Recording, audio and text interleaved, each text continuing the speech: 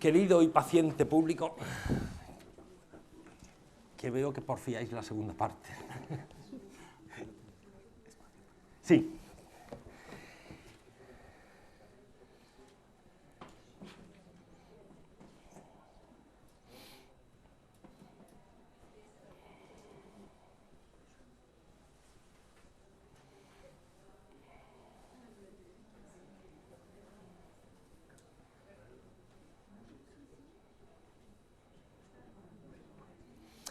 Bueno, pues vamos a continuar si...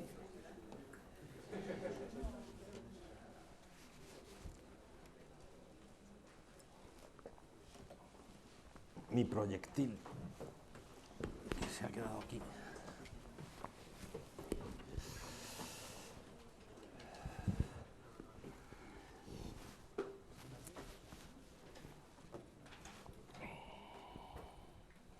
Ya voy a ir ahora de manera un poquito más sistemática porque quiero llegar al final y además quiero dejar un espacio para que ustedes puedan intervenir y manifestar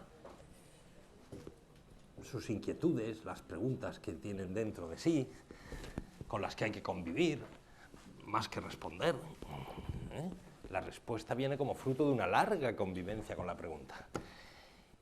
Lo que pasa es que el hombre contemporáneo está acostumbrado a la cultura del clic-clac. Entonces se formula una pregunta y quiere una respuesta inmediata, como la botella de Coca-Cola que sale del expendidor.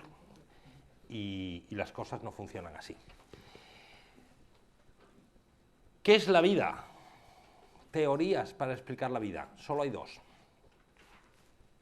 No hay más. Mecanicismo y vitalismo, que están ahí puestas. Claro, el hombre tiene ese afán de comprender teóricamente la realidad. Y ve la vida y ve los seres inertes. Y ahora pues se pregunta qué es la vida y cómo explicarla. La teoría mecanicista es una teoría materialista y básicamente dice que entre los seres inertes y los seres vivos no hay una diferencia cualitativa, sino solo cuantitativa.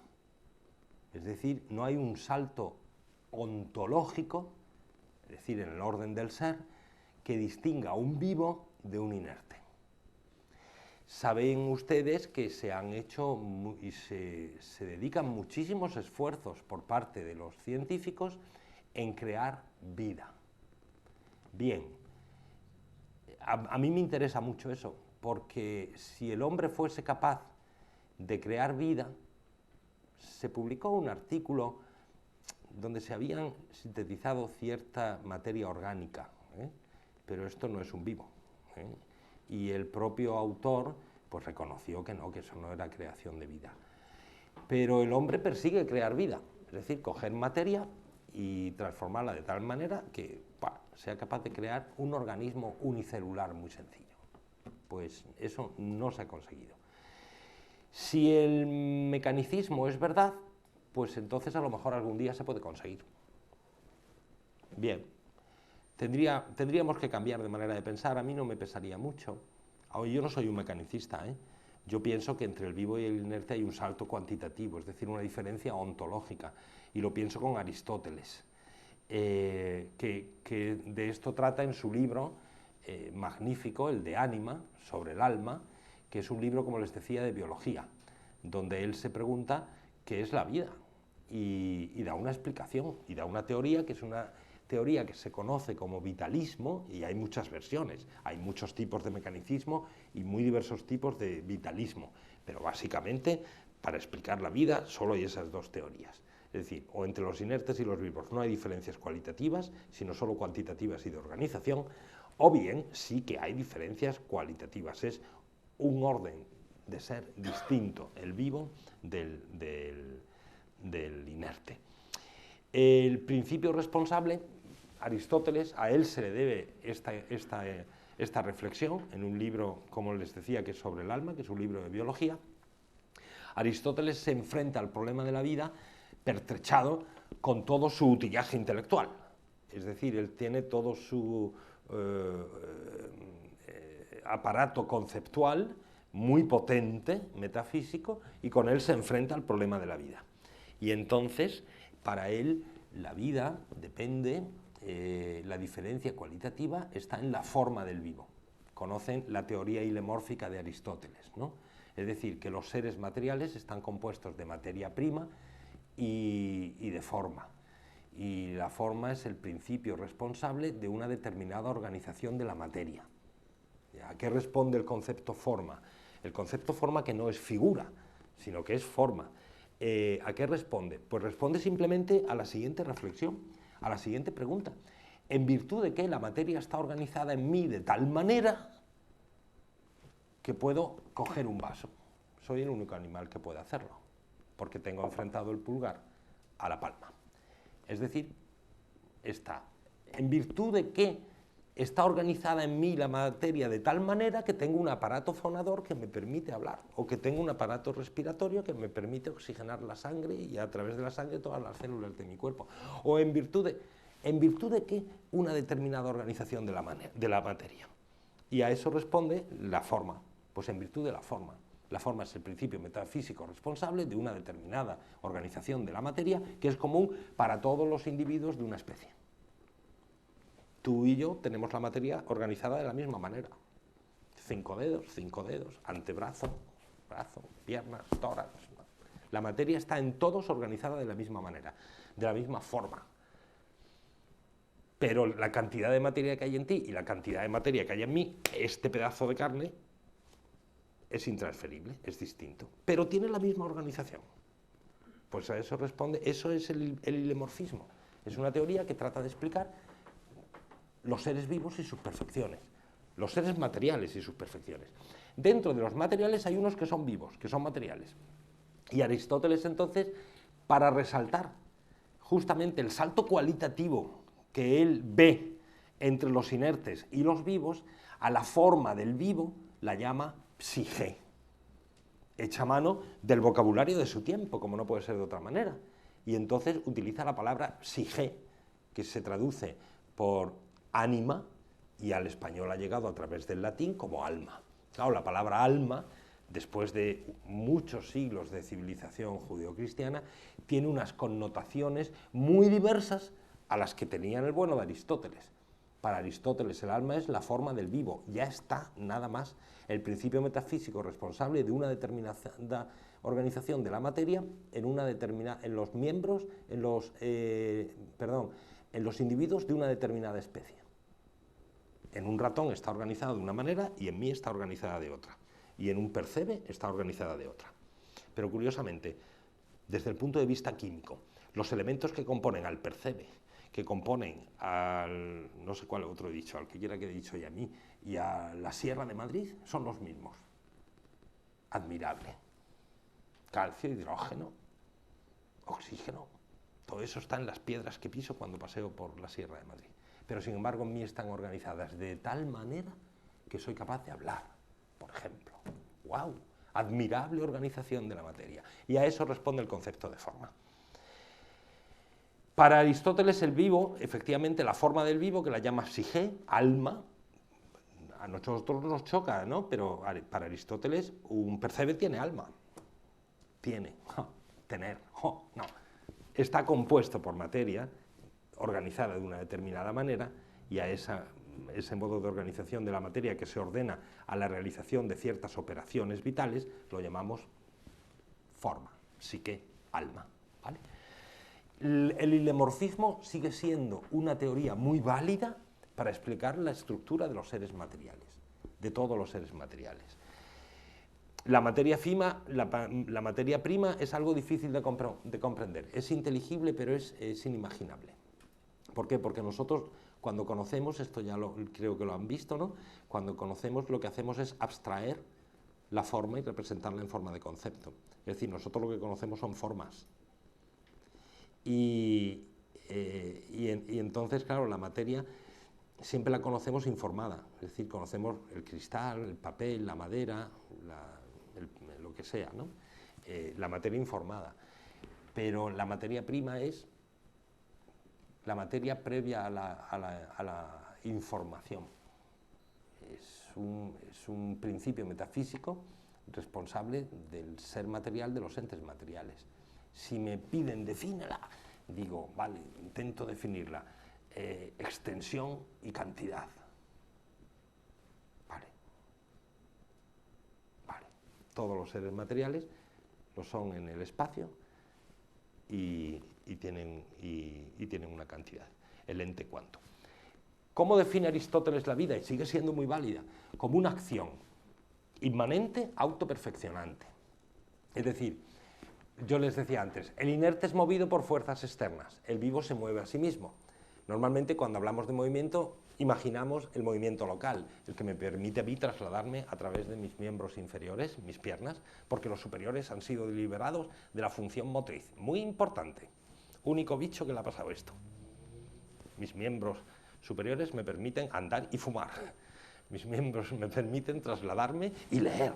Me permiten muchas cosas. Esto es muy interesante. No uso mi miembro quiridio, no lo uso para trasladarme, como el resto de animales. Yo no, soy el único que no hace eso.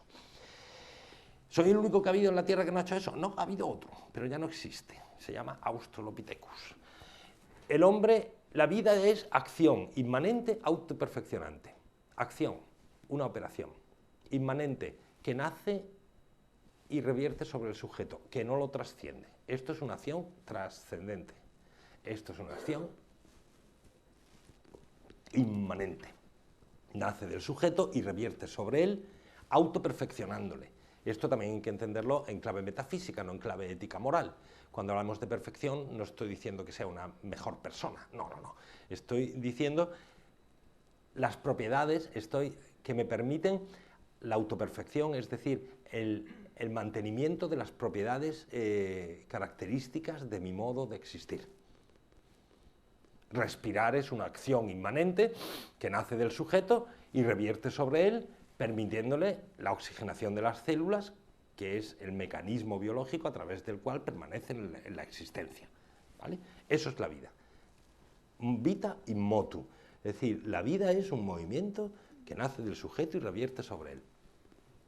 Eso sí es una definición de vida, no ya una descripción de la vida. Eso es una definición de vida y evidentemente es un conocimiento filosófico, metabiológico. La biología, por su propia naturaleza, por su propia limitación metodológica, no puede responder a la pregunta ¿qué es la vida? ¿Que el biólogo se la hace? Sí, claro, pero el biólogo es una persona como yo inteligente. Pero se la hace en tanto que Antoñito, en tanto que Periquito, en tanto que Juanito, pero no en tanto que biólogo. En tanto que biólogo, él no se puede formular esa pregunta. En tanto que persona, sí. El problema es cuando el biólogo como persona se la pregunta y responde como biólogo. ¡Ah, ya hemos estropeado todo! Chaval, porque no te has dado cuenta que estabas preguntando en otro ámbito epistemológico. Has cometido un error de bulto. Y entonces ahí tenemos el biologicismo, las explicaciones de la vida desde las categorías meramente biológicas, ¿no? Y es un error de bulto, pero que se comete muchísimo. ¿Por qué? Pues porque la gente no estudia filosofía. La evolución biológica. La evolución biológica, primera cuestión. Esto no es una teoría, es un hecho innegable. Negarlo supone ser un protestante recalcitrante americano, norteamericano, que saben que hay algunos protestantes radicales americanos que tienen una idea fijista del mundo, que Dios creó el mundo con toda su variedad específica tal como lo conocemos hoy, y que las especies no han evolucionado, y que no ha evolucionado la vida, y que todo es como salió de las manos de Dios, y que prohíben la enseñanza de la evolución en sus colegios.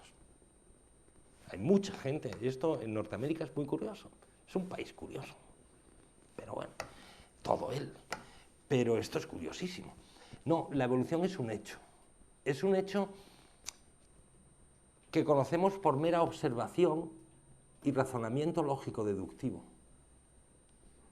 Pero observaciones tan sencillas como que el sábado cuando vayas al mercado, yo es que voy al mercado el sábado por la mañana, me encanta, es mi afición favorita ir al mercado de abastos.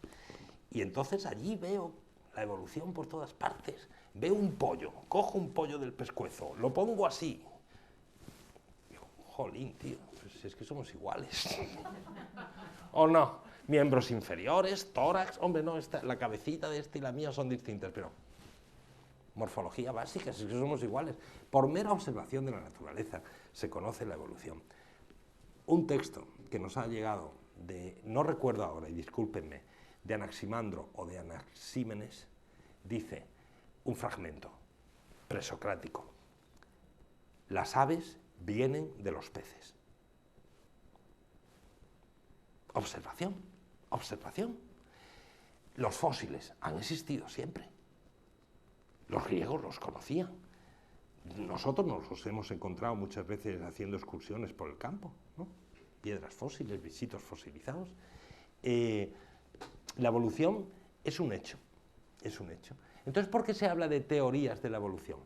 Pues porque lo que no está claro es cómo se verifican las transformaciones a través de las cuales surge la enorme variabilidad específica de la biosfera. Porque todo procede de un hipotético, lo tienen ahí, primer organismo, LUCA, que es el último y universal común antecesor de todos los vivos. Un organismo unicelular. Y de ahí la explosión maravillosa de la diversidad específica de la biosfera, que es una verdadera maravilla. ¿Por qué tantas? ¿Por qué tan diversas especies? Y luego la armonía que hay entre todas ellas si la estudiamos en ecosistemas, en la relación del vivo con el medio. El alcance epistemológico, de nuevo lo tienen ahí, ya lo he comentado, ¿no? La paleontología, investigar en las formas pretéritas de vida no actuales. La biología, que también es una ciencia, sobre todo por la genética de poblaciones, pues nos ayuda muchísimo a comprender, a establecer las relaciones de parentesco entre unas especies y otras, lo que se llama una filogenia, que es lo que trata de hacer la paleoantropología, reconstruir la historia de la vida en la Tierra. Son muchísimas más las especies que han existido de las que existen y están extinguidas. Se han extinguido a lo largo de la historia de la vida sobre la Tierra, han aparecido muchas especies que se han extinguido. ¿Cómo conocemos lo que les decía antes del pollo, ¿no? La anatomía comparada y la fisiología comparada pues relaciona órganos y funciones de estructuras y ven cómo ahí, es muy curioso, hay un esquema general, una estructura común que luego evoluciona adaptándose a distintas funciones. Y tenemos la adaptación a la excavación, en el caso del topillo, lo tienen allí, la adaptación al vuelo, en el caso del pollo, o en el caso de las aves, la adaptación a la natación, en el caso de los cetáceos, pero fíjense que es la misma estructura, ¿eh? Y la adaptación a la carrera o a la manipulación, en el caso del hombre. Es la misma estructura que va evolucionando, ¿no? O sea que por mera observación y comparación anatómica, pues llegamos a la evidencia de que las formas de vida han evolucionado unas a partir de otras. Es decir, que las distintas especies se pueden establecer relaciones de parentesco entre unas y otras, y así lo ideal, ¿cuál es el sueño de un paleontólogo? Pues llegar desde mí hasta Luca y reconstruir todo lo que ha pasado. ¿Eso lo vamos a hacer? No. ¿Por qué? Pues entre otras cosas, tenemos otras evidencias muy curiosas de la adaptación. Esto es muy bonito porque aquí están marsupiales y mamíferos que se han adaptado en hábitats semejantes y han adquirido las mismas formas. Es decir, el hábitat, el medio, explica la forma, la morfología animal. El Umwelt, que llamaba von Miesquiel, hablaba del Umwelt, del mundo circundante, que no es todo el mundo, sino aquello que es significativo para un individuo de una especie. Entonces, el Umwelt está formado por aquellas realidades que son significativas pues, para un gusano. Pues el Umwelt de un gusano es uno, y el Umwelt de un percebe es otro, y el del hombre, el universo entero. Primera diferencia. Pero la morfología del bicho se adapta a su Umwelt, y así tenemos morfologías muy semejantes en desarrollos evolutivos muy distintos entre marsupiales y mamíferos, ¿no? A lo largo de la historia de la sucesión del registro fósil, ¿qué otras evidencias tenemos? El registro fósil. ¿Podemos reconstruir la historia de la vida? No. El registro fósil es nuestra principal fuente de información. Pero ya la fosilización es un fenómeno geológico muy extraño. Quiero decir, las condiciones para que se dé la fosilización son muy particulares. Fosilizar es que una forma viva, normalmente ósea, o una estructura ósea, se quede petrificada a través de procesos complejísimos, complejísimos. Por ejemplo, no tenemos apenas restos fósiles y nos cuesta mucho trabajo establecer la línea evolutiva de los pan, ¿no? de los monos. Entre otras cosas, ¿por qué? Bueno, pues porque el hábitat donde vive el mono son selvas húmedas y allí es muy difícil que se conserven los huesos. De los hombres tenemos bastantes, porque los hombres vivían, sobre todo, el hombre nace en el Valle del Rift y entonces vivían en las orillas de los ríos y lagos. Y ahí sí que es verdad que geológicamente pues es más fácil la fosilización. Aquí el bicho humano va a cruzar el río, llega un cocodrilo, con su movimiento, le separa las extremidades, casi todo lo que tenemos son restos craneanos, restos postcraneanos tenemos muchísimos menos, y el cráneo pues que queda allí primero con la sangre y todo tal, pues al final en el limo del río se convierte en un fósil, y es algo rarísimo. El registro fósil es incompleto, y además es fragmentario, pero son los únicos datos que tenemos para reconstruir el origen de la vida. La ciencia que trata sobre ello es una ciencia complejísima. Ahí tiene. Me gusta mucho traer esta diapositiva, porque miren, en el centro está la paleoantropología, que es nuestro interés. Vamos a estudiar el origen del hombre. Bueno, oye, fíjate todas las ciencias que tienen que concitarse en el banquete de la investigación.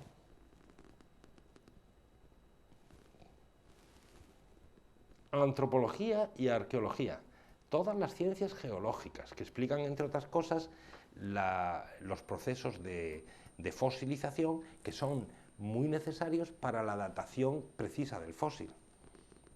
¿No? Lo que tenemos son restos incompletos y muy fragmentados que además ofrece una enorme dificultad su datación.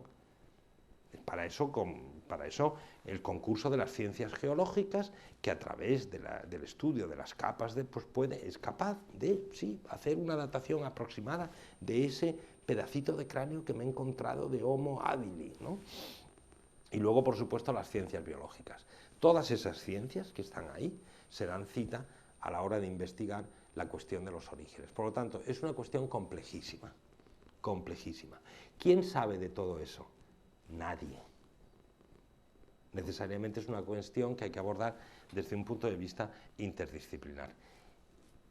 Y no es que, por ejemplo, los que nos dedicamos a lo rosita, a la antropología, estemos muy duchos en el conocimiento del vocabulario científico de las ciencias geológicas o las biológicas. Por eso ofrece una gran dificultad. La ciencia ha avanzado mucho, especializándose, pero al final, cuando queremos abordar una cuestión general, nos cuesta muchísimo trabajo. ¿Y qué hacemos? Pues responder desde la especialidad, porque la cuestión general la seguimos preguntando. Y entonces ahí está, y eso es un error de bulto, ¿no? La evolución, pues aquí tenemos a nuestros amigos, maravillosa historia de Darwin y Wallace, ¿no? Los dos llegaron a la misma conclusión por vías distintas y al mismo tiempo. Entonces publicaron un paper de la Sociedad Científica Londinense en la que proponían la evolución de las especies, pero ya lo que proponen es la explicación de cómo se verifica la evolución. La evolución es un hecho, es una evidencia, no se puede negar, estando en su juicio cabal, pero la cuestión distinta es cómo explicar los mecanismos biológicos a través de los cuales se verifica esa transformación morfofisiológica. Esa es la gran cuestión. Y sobre eso Darwin propone una teoría, la adaptación y la selección natural. La conocemos, una, que realmente explica lo que sucede con el brócoli y poco más. Es decir, explica la microevolución, que es algo que conocemos con los caballos de la Cartuja, con todas las razas de perros, lo conocemos con la domesticación que ha hecho el hombre de los animales y la agricultura, que ha ido modificando a base de, primero por observación y experiencia, para seleccionar ciertos caracteres beneficiosos en orden a la ganadería o a la agricultura. Esto lo ha hecho el hombre siempre. Y Darwin, de hecho, una de sus mayores fuentes de información eran los huertos de sus coetáneos. Y los bichitos, los perros, oye, el perro pastor, el perro de defensa, el perro... Pues al final hemos ido mezclando para seleccionar ciertos caracteres que nos convienen para utilizar el animal en ciertas funciones. O un caballo. Pues eso lo hemos hecho los hombres siempre. Y eso es lo que explica, en definitiva, la teoría de Darwin, y poco más. Hay teorías complejísimas, los transposones, el equilibrio puntuado, muchísimas y muy complejas teorías que tratan de explicar esos mecanismos a través de los cuales se verifica la transformación. Pero ninguna lo explica todo, y todas y cada una de ellas explica algo. Por lo tanto, las teorías de la evolución son teorías, pero no sabemos mucho. No hay ninguna teoría que explique todo.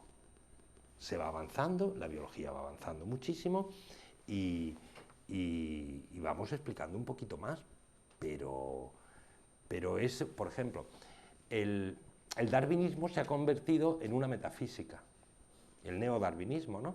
Que es tratar de explicar toda la evolución y singularmente al bicho humano desde la categoría de la adaptación y la selección natural.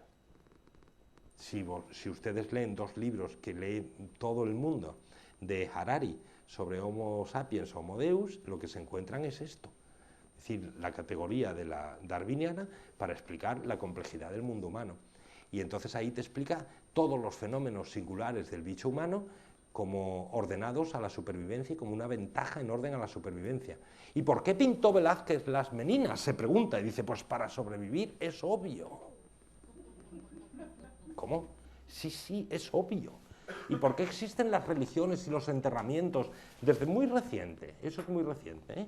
Los enterramientos humanos. ¿Por qué existen? Y dice, pues para sobrevivir, es obvio. O sea, ¿y cuál es la finalidad? Y todo lo que es la singularidad del bicho humano, ¿cómo la explico? Por la causa final, para sobrevivir, es obvio. Bueno, a mí no me parece tan obvio, señor Harari. Pero y esto es lo que está en el ambiente. Es decir, todo se ordena a la supervivencia. El lenguaje, la poesía, la pintura, la música, todo eso resulta que tiene por finalidad que yo sobreviva, como el perro de mi vecino. Pues hay quien piensa así. La mayor parte de gente piensa así. Bueno, pues ¿qué le vamos a hacer? El árbol de la vida muy simplificado, ahí lo tienen, ¿no? Y ahí aparecemos nosotros entre los animalia, al final de ellos, ¿no? Claro, ahora nos enfrentamos a lo siguiente, decimos que la evolución es un proceso a través del cual ha habido una diversidad específica y una evolución, unas relaciones de parentesco entre unas especies y otras. Y así hasta llegar a la gran biodiversidad que conocemos. Y entre otras, yo, aquí, vale. ¿Qué es una especie? En lenguaje coloquial nos manejamos bien. Mire usted, eso es un pollo. Ah, muy bien. Y yo voy a la pescadería y pregunto, oiga usted, ¿ese pez qué es? Que no lo había visto nunca ayer. Y dice, es un pez limón, es exquisito, lléveselo usted, le va a gustar. ¿Cómo lo hago? ¿Al horno o a la plancha? Pues mire usted, me va a partir medio para el horno y medio para la plancha, pero como me gusta más, ya está bien, fenomenal. Una especie, otra especie, otra especie. Un besugo, tal, distintas especies. Pero si consideramos la línea del tiempo, ¿dónde está la frontera entre una especie y otra? Ah, amigo, si metemos la variable temporal, el concepto de especie que nos sirve para comprar en el mercado el sábado empieza a debilitarse. Nos sirve para comprar en el mercado el sábado, pero nos sirve para explicar la evolución. ¿Qué es una especie? Entonces voy a la biología. ¿Sí? Dígame, ¿se puede? Sí. ¿Es usted biólogo? Sí. A ver, por favor. Me dice, he hecho el ejercicio, ¿me dice usted que es una especie? Y me dice, sí, un momento, voy a tardar un rato. Bueno, no tengo prisa. Y entonces llega el tío y me lee 50 definiciones distintas de especie. Evidentemente usted no sabe lo que es una especie. Una ciencia que define de 50 maneras distintas lo que es una especie, no sabe lo que una especie es evidente. ¿Puede saberlo? Pues no lo sé. No lo sé. El caso es que organiza taxonómicamente los vivos en especies. Bueno, y eso le permite ordenarlo, pero esas clasificaciones taxonómicas, ¿son lógicas o son ontológicas? ¿Comprenden la pregunta? ¿Son meras etiquetas nominales que me permiten situarme y poder avanzar en el conocimiento? ¿O realmente hay algo en la realidad que hace que tú pertenezcas a una especie y no a otra? La pregunta ya es metabiológica, no es una pregunta biológica. La biología me responde, bueno, la respuesta más universal de la biología es esa que tienen ahí, que es definir la especie por la barrera reproductiva. Pues una especie es aquel conjunto de individuos interfértiles entre sí que además tienen descendencia fértil. Bueno, pues todos conocemos los híbridos. Una mula, pues es el fruto de una relación entre dos individuos de dos especies que es infértil. Vale, no, pues la especie es el caballo, la especie es el burro. Bien, eso más o menos me vale, pero ahí no me entran todas las especies. Es decir, el concepto biológico de especie se muestra insuficiente para saber realmente lo que una especie es. Porque si yo afirmo que todos nosotros pertenecemos a la especie humana, ¿qué concepto de especie estoy manejando? ¿Estoy manejando un concepto biológico? Hombre, sí, todos somos interfértiles entre nosotros y además podemos procrear descendencia fértil. Sí, esta definición la cumplimos. Oye, no la cumplen, por ejemplo, la reproducción por esquejes. Hay muchísimos tipos de reproducción en la naturaleza que no es tan fácil. De hecho, el biólogo me dio 50 definiciones distintas. Y entonces, claro, la pregunta ¿por qué es importante? Pues la pregunta es importante porque si ustedes visitan el Museo de Atapuerca sobre la evolución humana o mismamente el Museo de Ciencias Naturales de aquí, de la Castellana, o cualquier museo, o leen cualquier libro, o escuchan a cualquier especialista en la radio cualquier tarde, o cualquiera, te dice, hombre, es que aquí en Burgos hemos descubierto a Homo antecessor, que es una especie previa y antecesora de Homo sapiens y de Homo neanderthalis, ¿no? Y denisovanos y no sé qué. Tú lees el registro fósil y ves allí descritas taxonómicamente como especies, pues todas estas. Esto es lo que describe el registro fósil. Ahí lo tenéis, ¿no? En negrita están lo que parece ser que es el origen del género Homo. Y en el registro fósil están descritos todas esas especies. Claro, la pregunta es importante. ¿Realmente se trata de especies de hombres?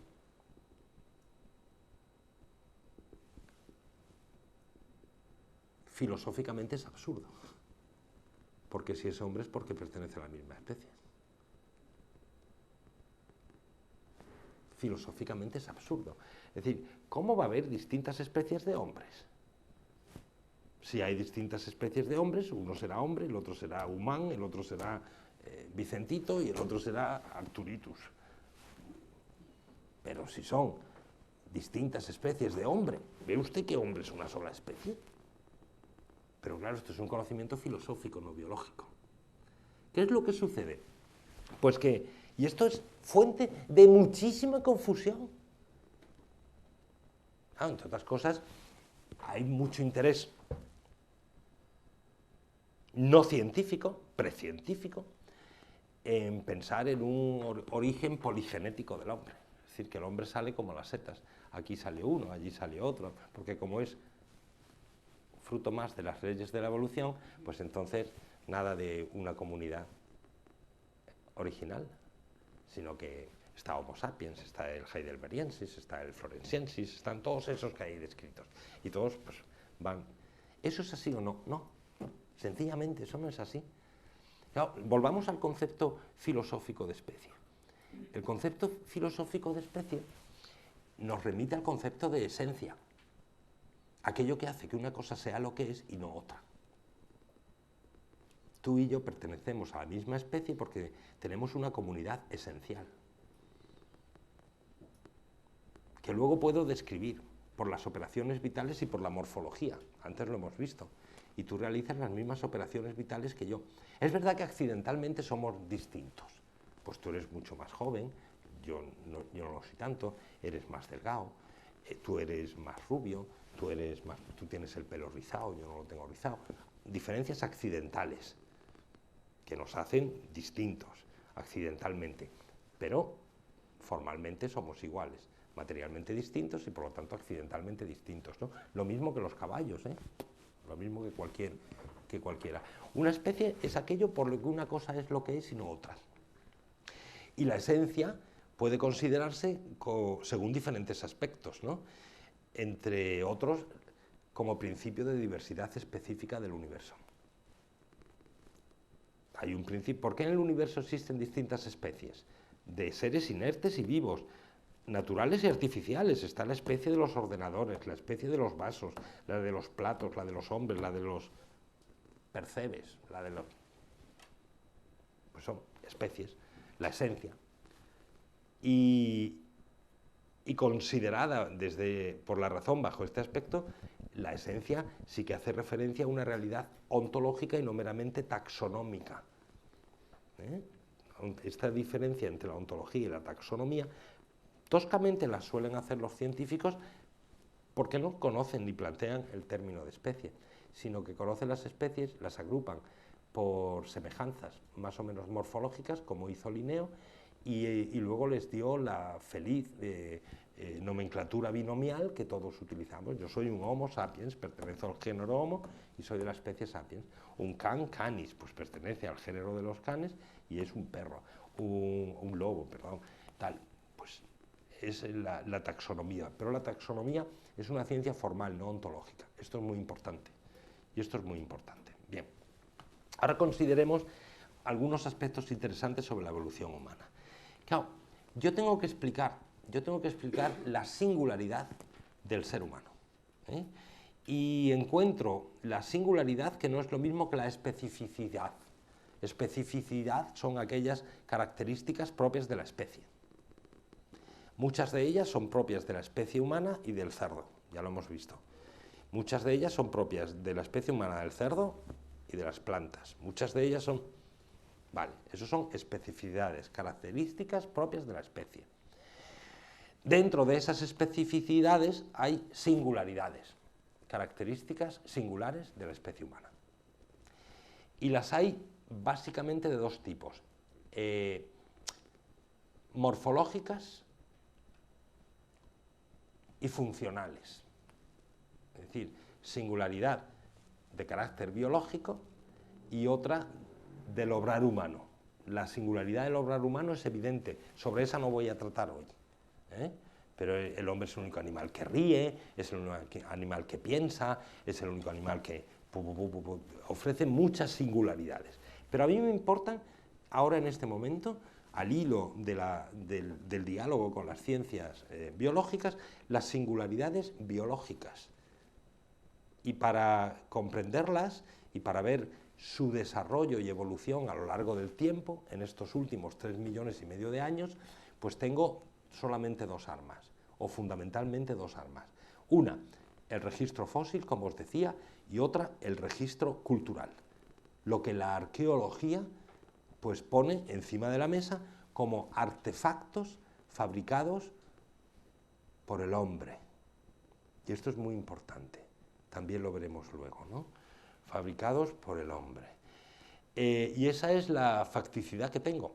Y luego ya, hipótesis explicativas, que aquí es donde vienen con esas implicaciones filosóficas que tienen esa lectura de los datos que me presenta el registro fósil y el registro arqueológico. Y esa lectura es la que comúnmente se hace desde presupuestos ontológicos, materialistas. Y es una lectura filosófica, no es una lectura científica. Y esto es importantísimo. Apomorfias humanas, estudiadas por Carroll en el año 2003, publicadas. Apomorfias son rasgos evolutivos diferenciadores, ¿no?, que se dan en el hombre y no en sus, desde el punto de vista genético, más cercanos parientes, que son los simios, ¿no? Son rasgos evolutivamente novedosos, que distinguen a los humanos, como digo ahí, de los simios, ¿no? Pues son muy curiosos todos ellos, ¿eh? Fijaos si son curiosos. La forma del cuerpo y del tórax. No voy a entrar en detalle en todos ellos. Las propiedades craneales, la caja craneal y la cara plana. No tenemos ese prognatismo que tienen los simios. Curioso. Lo que sí se estudia mucho en todas esas especies descritas en el registro fósil, Homo habilis, Homo ergaster, Homo sapiens, el neandertal, denisovano, el de Flores, todos esos que están descritos, el antecesor, todos esos que están descritos, lo que sí se puede ver muy bien es, en algunos fósiles, cuál es la capacidad craneana, es decir, el volumen del cráneo. Y eso sí se puede estudiar comparativamente, siempre de manera, como digo, incompleta, pero se puede estudiar. Y eso es muy interesante. Porque, claro, la hipótesis dominante materialista dice a más cavidad craneana, un cerebro más complejo al que responden las operaciones vitales singulares del hombre, como es la inteligencia y la libre voluntad. Como no se da ese desarrollo neurológico, bajo el presupuesto de que todas las operaciones vitales del hombre se explican por los conectomas neuronales y por los desarrollos de la capa prefrontal del cerebro, que no se advierten en animales, ciertamente, pues entonces ya tenemos una explicación materialista dominante. Ah, claro, y entonces, claro, y es la complejidad. Al haber, claro, mire, es que cuando pierdo las muelas, resulta que entonces necesito menos musculatura, porque cocino los alimentos, voy perdiendo musculatura para triturarlos con mi fuerza, y entonces eso me ha permitido un mayor desarrollo de la caja craneana y por lo tanto más cerebro, más neuronas, más conectomas, y el discurso del método. Eso sí, pues todo eso ha salido de conectomas, y nada más que de conectomas. Es lo que piensa cualquier materialista. Yo no soy un materialista, ciertamente, pero yo tengo que explicar esas singularidades cabalmente. Y entonces me encuentro que un tipo que tiene una capacidad craneana muy inferior a la mía, fabrica una herramienta.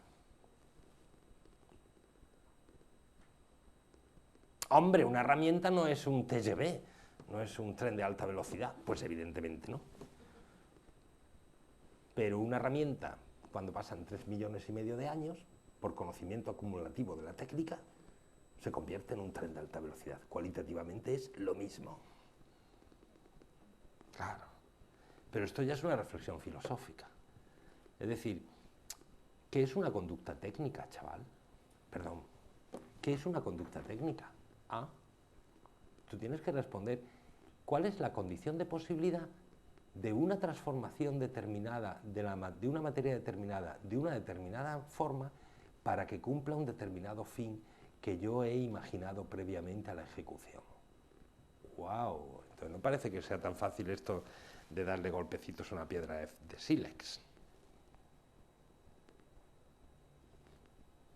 Hay un ser inteligente que es capaz de un conocimiento conceptual y tiene 800 centímetros cúbicos de capacidad craneana.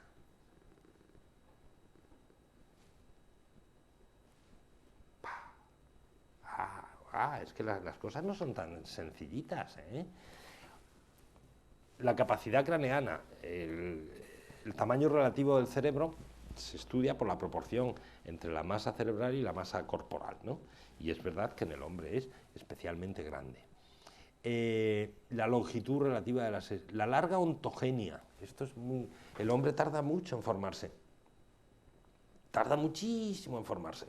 Y aquí hay un autor que ha estudiado, Portman, que ha estudiado ¿a qué hora terminamos? A las 9:15. Vale, ya. Que ha estudiado el arco de crecimiento comparado de un chimpancé y de un hombre, y entonces se encuentra una cosa curiosísima, y es que el chimpancé, el arco de crecimiento, desde que es concebido hasta que alcanza la madurez biológica, es lineal y continuo, mientras que el del hombre sufre una ralentización a los 9 meses de vida extrauterina que dura hasta la pubertad, y entonces ya sigue. Curioso. Pero fijaos, 9 meses de vida extrauterina, cuando el bicho humano empieza a caminar y cuando empieza a decir las primeras palabras. Y entonces ¡ay!, hay un parón en el crecimiento biológico, porque esas son funciones complejísimas, que requieren de una cantidad de formación de redes neuronales en conexión al sentido del oído, a los distintos sentidos, que wow. Claro, luego ese tío escribe el discurso del método, ¿no? Ese mono que se para ahí en la pubertad luego escribe el discurso del método. Pero claro, ¿no? Es una singularidad del bicho humano, ¿no? El pulgar alargado, los dedos recortados, la oposición a la palma, las dimensiones de la pelvis, esto lo vamos a ver con un poco de detenimiento, y la espina, la presencia de una barbilla y la espina dorsal en forma de S. La característica morfológica más singular del hombre es la bipedestación, y además la que ha traído una cantidad de cambios morfológicos muy singulares y muy notables, la bipedestación. Pero el hombre no es el único bípedo. Ha habido otros bípedos antes que nosotros, que por cierto se han extinguido, que son los Australopithecus, y que convivieron con nosotros.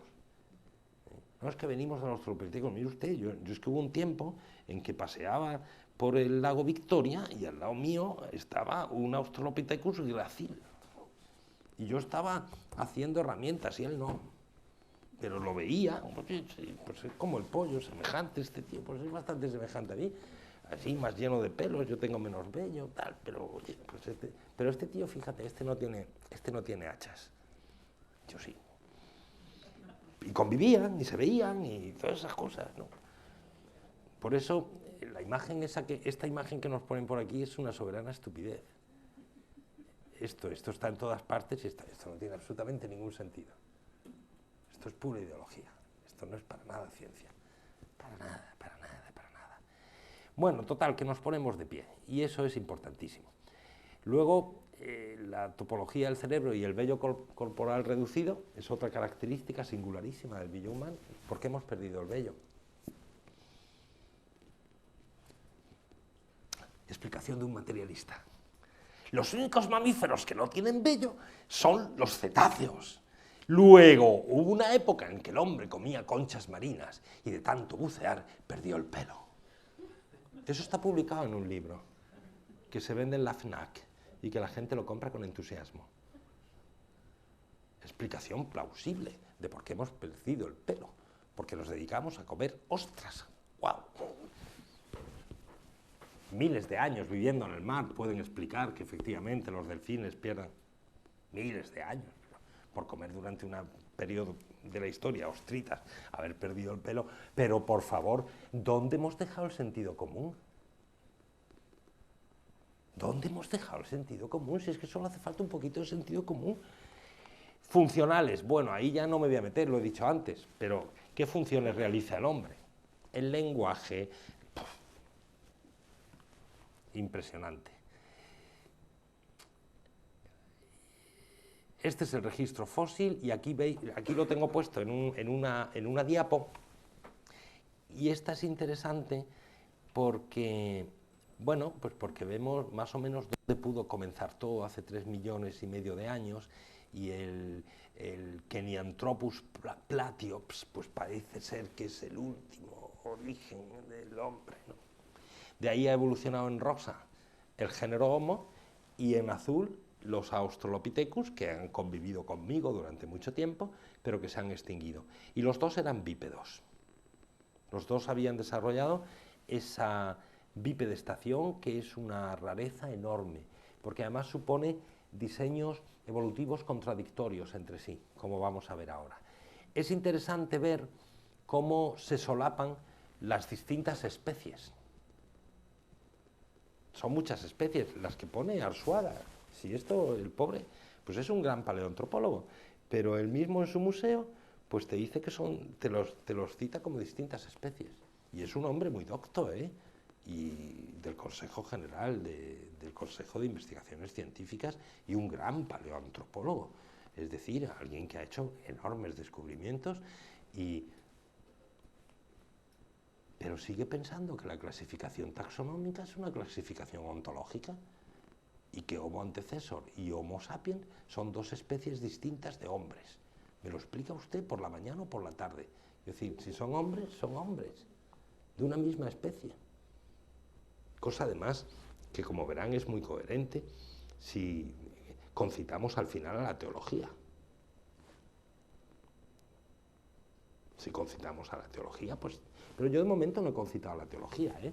Yo lo único que veo son las zonas de solapamientos, el intercambio de culturas líticas entre unos y otros, o sea, lo cual quiere decir que hay una relación, un intercambio entre un tío que son morfológicamente muy distintos, pero que se reconocen como hombres y se intercambian las culturas.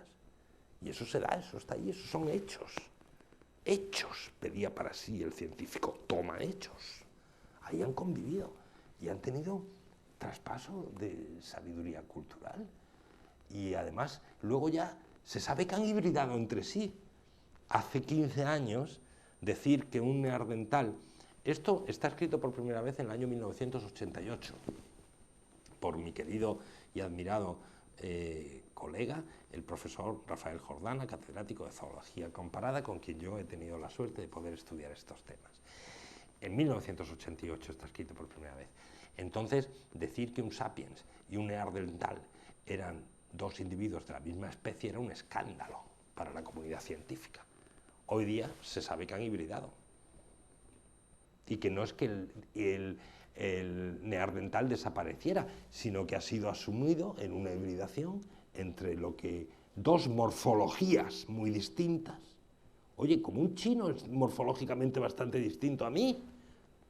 Jolines, es que no hay una diferenciación morfológica entre las razas. Claro que sí, hay una enorme variabilidad morfológica, pero eso no quiere decir que haya diversas especies de hombres.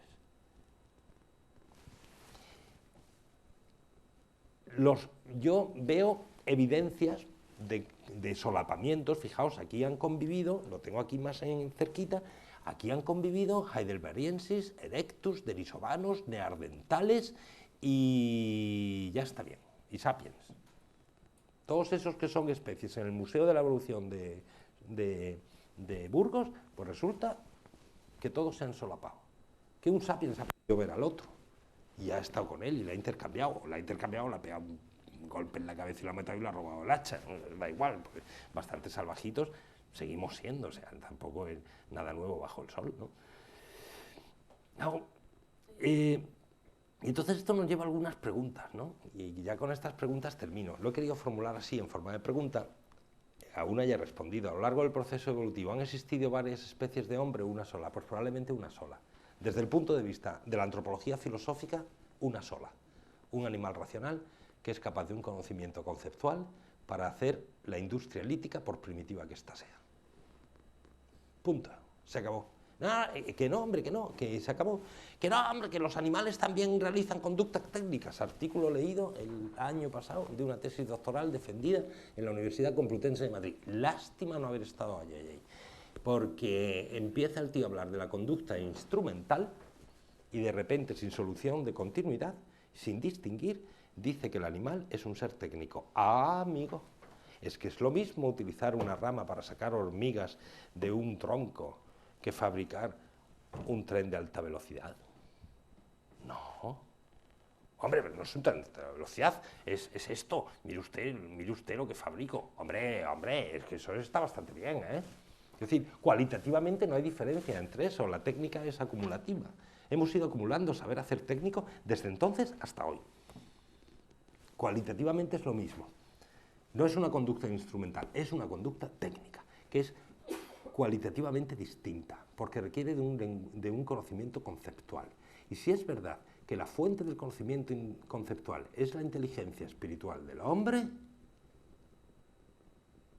entonces Homo habilis soy yo. Igualito. Adán.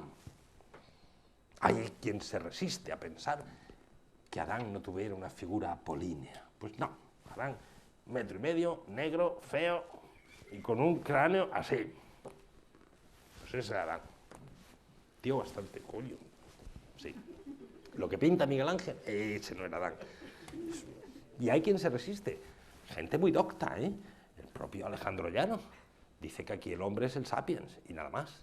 Muchísima gente dice que el hombre es el sapiens y nada más, porque es verdad que hay una explosión cultural hace unos 220.000 años.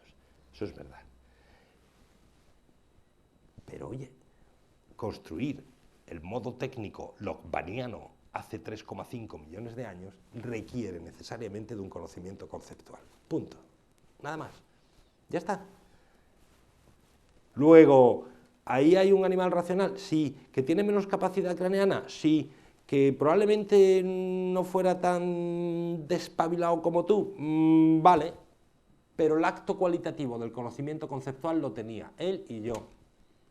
Y pertenecemos a la misma especie. ¿Desde cuándo tenemos esas evidencias? Desde hace 3,5 millones de años.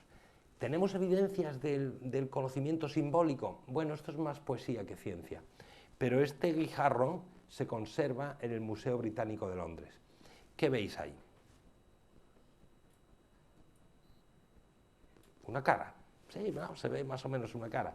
El caso es que este guijarro se encontró a 4 kilómetros, no está esculpido, sino que es natural. Cuando vas por el río, pues, encuentras piedras o las nubes, ¿no?, que te recuerdan figuras, y lo mismo en las piedras de los lechos de los ríos, y resulta que alguien o algo cogió esa piedra y la trasladó 4 kilómetros. Le pareció significativa y la trasladó de sitio. ¿A partir nueces? Pues puede ser. Pues no lo sé. Porque veía una cara, era capaz de ese reconocimiento de pensamiento simbólico. Pues puede ser, no lo sé. Pero es curioso. El guijarro de Magaman-Spar. ¿Desde cuándo tenemos evidencias del bipedismo? Muy antiguo, 3,6 millones de años. Las famosas huellas de Laetoli. Laetoli era un sitio espectacular donde Lekili, la toba de las pisadas, ¿no? Pues la recreación está ahí hecha. Pues hay una erupción volcánica, se llena el suelo de cenizas volcánicas y entonces algunos animales, justo los que hay ahí, dejan su huella, ¿no? Y entre otros esos Australopithecus. Y luego caen de nuevo otras cenizas volcánicas y eso se puede datar muy bien. Eso precisamente por el carácter volcánico los geólogos lo datan muy bien y resulta que hace 3,6 millones y medio de años pues tenemos bichos que van de pie. Claro, ponerse de pie es la causa de todo el resto de cambios morfológicos que se dan en el bicho humano. Supone la liberación de los miembros superiores y supone eso, el foramen magnum, que es el que conecta el sistema nervioso central con el periférico, en el cráneo, en la base del cráneo, ¿no? Los animales lo tienen en la parte trasera del cráneo, ¿no? Aquí tenéis un estudio comparado, o sea que donde quiera que vea un foramen magnum, sea de lo que sea, con el centrado en la parte inferior del cráneo, sé que había un bicho que anda con 2 patas. Porque el andar con 2 patas supone unos cambios morfológicos enormes, sobre todo en la columna vertebral. Por cierto, que pagamos un precio muy caro. Y yo empiezo a pagarlo ahora. Esto de las cervicales y tal, cual. Esto los cuadrúpedos no, ¿eh? Pagamos un precio alto, ¿eh? Por muchas cosas. Pagamos un precio alto por hablar. Nos ahogamos. Precio muy alto. Pagamos un precio muy alto por estar de pie. Es decir, son desventajas desde el punto de vista de la supervivencia y la adaptación al medio. Ojo, querido Darwin. Es decir, que el hombre ha ido seleccionando formas que ni siquiera desde el punto de vista biológico se ordenan a la mera supervivencia. Esto es preguntarle a la ciencia. Claro, fíjense lo que sucede, esto es alucinante. Esto es un estudio de anatomía comparada entre la pelvis de un Pampaniscus y de una hembra humana. Fíjense en el canal del parto. Al ponerse de pie, la pelvis humana sufre un estrechamiento notabilísimo antero-posterior, es decir, en este sentido, un estrechamiento antero-posterior que supone un consecuente estrechamiento del canal del parto. Claro, en este sentido vemos que estos diseños anatómicos, por una parte la locomoción y por otra parte la reproducción y parto, pues presentan contradicciones entre sí, porque el canal del parto de una hembra humana es estrechísimo y además el parto humano no se da de manera lineal, sino que requiere de ese movimiento que se explica ahí, ¿no? Del movimiento de... Es decir, una cosa muy curiosa, una cosa muy curiosa. El canal del parto de un chimpancé es una autopista. Sin embargo, el parto de un humano es algo muy complejo, muy, muy complejo, lo cual requirió que el bicho humano naciese prematuramente. Curiosamente, una mujer no puede parir sola. ¡Qué bonito! Hombre, hay algunas tribus indígenas que las mujeres se apartan de las poblaciones para ir a parir, sí, pero no sin sus manos. No, una mujer no puede parir sola. Es decir, ¿por qué? Pues precisamente por ese movimiento de wow, y es algo muy complejo. Y el bichito humano nace totalmente a medio formar y luego termina de desarrollarse en el útero cultural, que es lo propio de las actividades propias de su inteligencia, donde aprende a hablar. Es que eso es una función vital para el hombre. ¿Que se ordena la supervivencia? Hombre, pues aquí vemos algo muy curiosete, ¿no? Estos son los cambios que lleva consigo el bipedismo y luego, ¿cómo explicamos esto? A mí me gusta preguntarlo retóricamente. Es decir, ¿el hombre tiene aparato fonador porque habla porque tiene aparato fonador o tiene aparato fonador porque tiene algo que decir? ¿Comprenden la pregunta, no? No. Aquí hay dos hipótesis para explicar la evolución humana, básicamente. Una que es el emergentismo y otra que es el creacionismo evolutivo. El emergentismo, ¿qué afirma el emergentismo? El emergentismo afirma, es una teoría que en su faceta antropológica atribuye lo que llamamos las operaciones psíquicas superiores que presentan los bichos humanos y que no presentan el resto de animales, la inteligencia, la voluntad y que los explican, es decir, al que atribuye esas operaciones psíquicas superiores a fenómenos neuronales, analizables exclusivamente con el método científico hipotético deductivo. Consecuentemente, deduce que nuestra ignorancia científica sobre el psiquismo humano es simple falta de desarrollo de nuestros conocimientos neurofisiológicos. Eso está cogido del diccionario médico de la Clínica de la Universidad de Navarra y es muy bien, eso es lo que es el emergentismo. Es decir, que a través de ese proceso evolutivo que se va desarrollando una mayor capacidad craneana, se dan las bases neuroanatómicas para una mayor complejidad de conectomas neuronales, de los cuales emergen las propiedades psíquicas superiores del bicho humano. Con lo cual, todo se explica desde la materia y sin nada más. Y todas esas propiedades, además, se ordenan a la supervivencia. Y todas esas operaciones y todas esas costumbres y usos y rarezas funcionales, pues se ordenan a la supervivencia. Vale. Explicación emergentista, de fondo materialista, absolutamente dominante. Absolutamente dominante. Pero de tal manera que lo que dicen los emergentistas, en evolución siempre se distingue entre lo que es el proceso de hominización y de humanización. La humanización hace referencia a esas singularidades funcionales, como es el pensamiento y la libertad, las operaciones psíquicas superiores, y la hominización al desarrollo morfológico. Entonces se dice que la en la hominización, es decir, el progresivo desarrollo morfológico desde Homo habilis hasta Homo sapiens, el cambio morfológico que ha habido un notable cambio morfológico, es la causa de la humanización, por complejidad neurocerebral fundamentalmente, ¿no? Vale. Eso es el emergentismo materialista. Pero, ¿y si le damos la vuelta a la hipótesis? Primero es ser hombre y después la evolución morfológica. Es interesante. Es decir, primero es ser hombre, 800 centímetros cúbicos de cerebro fabricando herramientas, primero es ser hombre. Y si la fuente y condición de posibilidad de esa fabricación de herramientas es el conocimiento conceptual, cuya condición a su vez de posibilidad es un principio espiritual, primero es ser hombre. Adán, feo, bajo, pequeño, negro, peludo, primero es ser hombre. Y después, siguiendo las leyes de la evolución biológica, el hombre ha ido adaptando aquellos caracteres que permiten una mejor expresión de su naturaleza espiritual.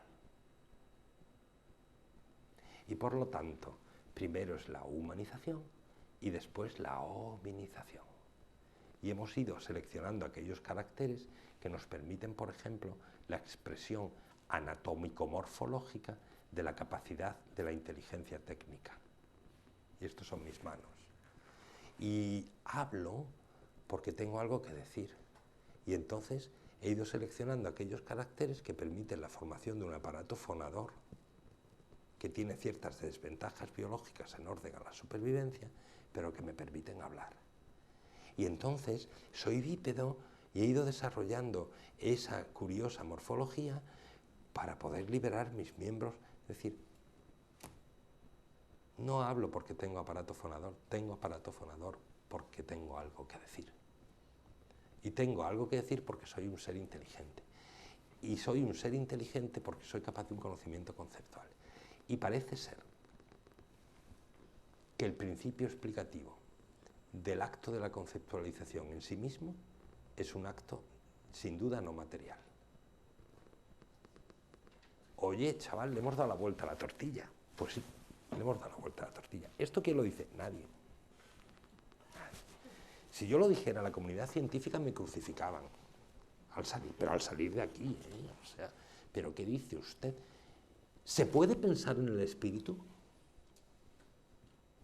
Es que este es el problema. Que no está permitido pensar en el espíritu. Pero si se puede pensar en el espíritu, fíjense cómo hablan todos los totalitarios. Hay que pensar que. Hemos de pensar que. No podemos pensar sino que. Los hijos pertenecen a los padres. No ¿Cuál era? A mí lo que más me llamó la atención de la ministra Celaá no es la afirmación final, sino el principio. No se puede pensar que.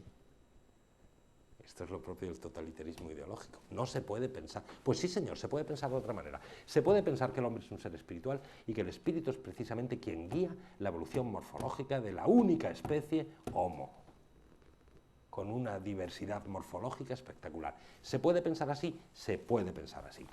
Y además así nos enseñó a pensar Sócrates hace 2000 y pico años, 2400 años. Eso es un fragmento precioso del Fedón.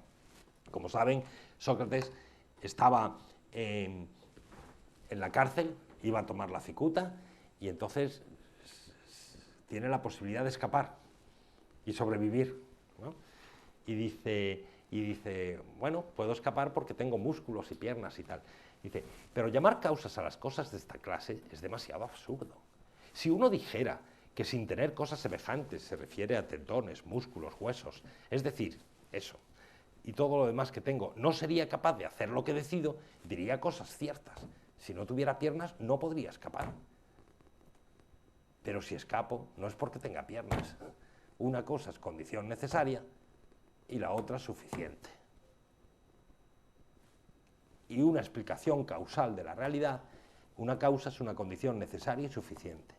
¿Que el cerebro es condición necesaria de la inteligencia? Sí. ¿Que es condición suficiente? No. o no necesariamente sí.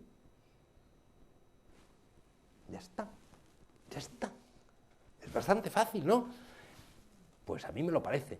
A esto parece que los muchos andan a tientas, como en tinieblas, adoptando un nombre incorrecto. Lo denominan todo causa.